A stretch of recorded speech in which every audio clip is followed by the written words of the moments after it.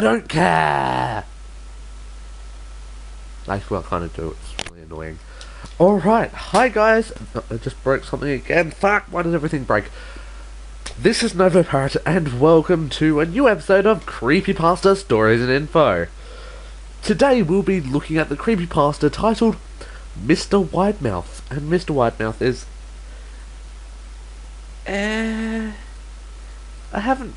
You know how sometimes you have creepypastas that you've heard of, but you've never read yourself? Like, it's the same with me and Mr. Widemouth. It's the same with me and a lot of creepypastas, but all in all, I think this ought to be... apparently it's a really good creepypasta. People have told me it's a really good creepypasta, but I don't think it really... Oh, well, it might be, but meh. Anyway, so... Are you ready? Are you ready? Are you ready? You're probably ready now. Okay. During my childhood, my family was like a drop of water in a vast river, never remaining in one location for long.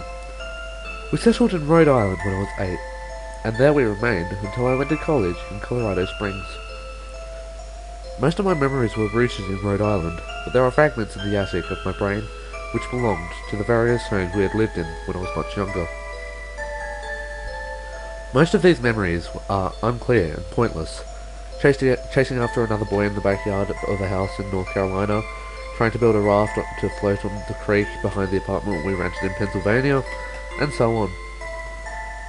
There is one set of memories which remains as clear as glass, as though they were made just yesterday. I often wonder whether these memories are simply lucid dreams produced by the long sickness I experienced that spring, but in my heart, I know they are real. We were living in a house just outside the bustling metropolis of New Vineyard, Maine. Population 643. It was a large structure, especially for a family of 3. There were a number of rooms that I didn't see in the 5 months we resided there. In some ways, it was a waste of space, but it was the only house on the market at the time, at least within an hour's commute to my father's place of work.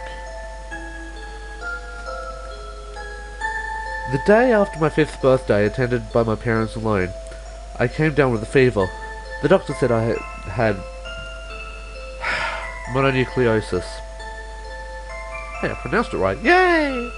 Which meant no rough play, and more fever for at least another 3 weeks. It was horrible. Oh, sorry. It was horrible timing to be bedridden. We were in the process of packing our things to move to Pennsylvania, and most of my things were already packed away in boxes, leaving my room barren. My mother brought me ginger ale and books several times a day, and these served as the function of being my primary form of entertainment for the next few weeks. Boredom always lived just around the corner, waiting to rear its ugly head and compound my misery. I don't really recall how I met Mr. Widemouth. I think it was about a week after I was diagnosed with mono. My first memory of the small creature was asking him if he had a name. He told me to call him Mr. Widemouth, because his mouth was large. In fact, everything about him was large in comparison to his body, his head, his eyes, his crooked ears, but his mouth was by far the largest. "You're kind of like a Furby," I said as he flipped through one of my books. Okay, I'm sorry, it just got too creepy. I don't like Furbies. Furbies are like the evilest things on the planet. They're like, I used to have one. It was just creepy. Like, it turned... You know how you had the Furbies that used to make noises and they used to just, like, sit there in the middle of the night? It would just make a noise and you'd just, like, sit up with a startle and, like, throw it across the room. No, that never happened to you? Happened to me. Okay. Mr. Widemouth stopped and gave me a puzzled look. "Furby? What's a Furby?" he asked. I shrugged. "You know, the toy. The little robot with the big ears. You can pet and feed them, almost like a real pet." "Oh." Mr. Widemouth resumed his activity. "You don't need one of those. They aren't the same as having a real friend." I remember Mr. Widemouth disappearing every time my mother stopped by to check in on me. I lay under your bed, he later explained. I don't want your parents to see me because I'm afraid they won't let us play anymore. We didn't do much during those first few days. Mr. Widemouth just looked at my books, fascinated by the stories and pictures they contained. The third or fourth morning after I met him, he greeted me with a large smile on his face.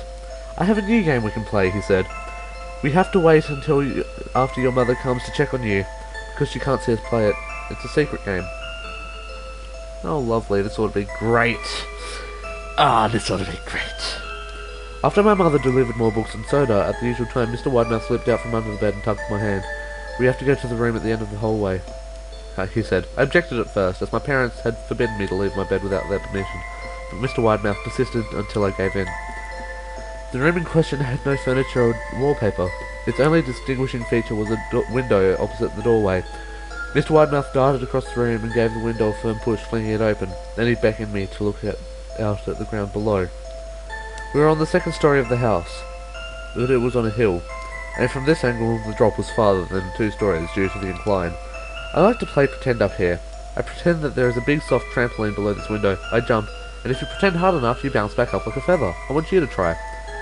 I was a 5-year-old with a fever, so only a hint of skepticism darted through my thoughts as I looked down and considered the possibility. It's a long drop, I said. But that's all part of the fun. It wouldn't be fun if it was only a short drop. If I were that way, you may as well just bounce on a real trampoline. I toyed with the idea, picturing myself falling through the air, only to bounce back to the window on something unseen by human eyes. But then the realist in me prevailed. Maybe some other time, I said. I don't know if I have enough imagination. I could get hurt. Mr. Widemouth's face contorted into a snarl, but only for a moment. Anger gave way to disappointment. If you say so, he said. He spent the rest of the day under my bed, quiet as a mouse. The following morning, Mr. Widemouth arrived, holding a small box, with his dick in it. I want to teach you how to juggle, he said. Here are some things you can use to practice, before I start giving you lessons. I looked in the box. It was full of knives. My parents will kill me! I shouted, horrified that Mr. Widemouth had brought knives into my room. Objects that my parents would never allow me to touch. I'll be spanked and grounded for a year. Mr. Widemouth frowned. It's fun to juggle with these. I want you to try. I pushed the box away. I can't. I'll get in trouble. Knives aren't safe to just throw in the air. Mr. Widemouth frowned, deepened into a scowl. He took the box of knives and slid under my bed, remaining there the rest of the day. I began to wonder how often he was under me. I started having trouble sleeping after that. Mr. Widemouth often woke me up at night, saying he put a real trampoline under the window. A big one that I couldn't see in the dark. I always declined and tried to go back to sleep. Mr. Widemouth persisted. Sometimes he stayed by my side until early in the morning, encouraging me to jump. He wasn't so fun to play with anymore. My mother came to me one morning and told me I had permission to walk around outside. She thought the fresh air would be good for me, especially after being confined in my room for so long. Ecstatic, I put on my sneakers and trotted out to the back porch, yearning for the feeling of sun on my face. Mr. Widemouth was waiting for me. I have something I want you to see, he said. I must have given him a weird look, because then he said, It's safe. I promise. I followed him to the beginning of the deer trail, which ran through the woods behind the house. This is an important path, he explained. I've had a lot of friends about your age. When they were ready, I took them down this path, to a special place. You aren't ready yet, but one day, I hope to take you there. I've got a really itchy nose. I'm gonna sneeze soon or something. I returned to the house, wondering what kind of place lay beyond that trail. 2 weeks after I met Mr. Widemouth, the last load of our things had been packed into a moving truck. I would be in the cab of that truck. Sitting next to my father for the long drive to Pennsylvania. I considered telling Mr. Widemouth that I would be leaving, but even at 5 years old, I was beginning to suspect that perhaps the creature's intentions were not to my benefit, despite what he said otherwise. For this reason, I decided to keep my departure a secret. My father and I were in the truck at 4 a.m. He was hoping to make it to Pennsylvania by lunchtime tomorrow with the help of an endless supply of coffee and a 6-pack of energy drinks. He seemed more like a man who was about to run a marathon rather than one who was about to spend 2 days sitting still. Early enough for you? My father asked with a hint of sympathy. You forgot a question mark. You put the question mark in the wrong place! Oh, give me a sec.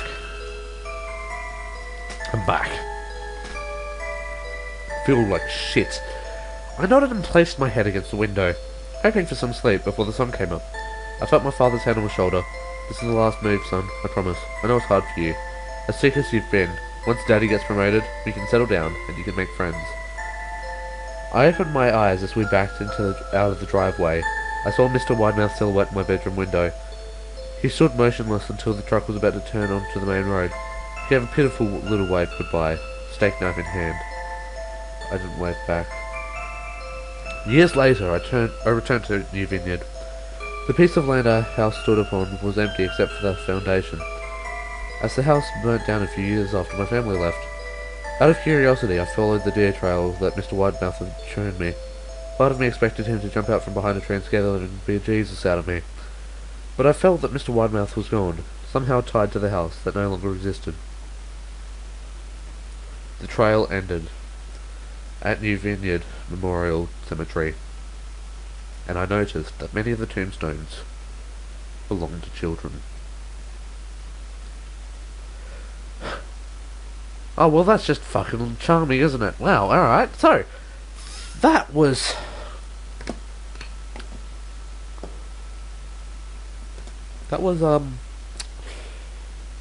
rudely interrupted by sneezing. Thank you for watching. You've been a wonderful audience. Don't forget to hit that subscribe button if you really, really want to. Like and favourite and blah-de-blah-de-blah-de. So, anyway, as always, this is Nova Parrot, signing off.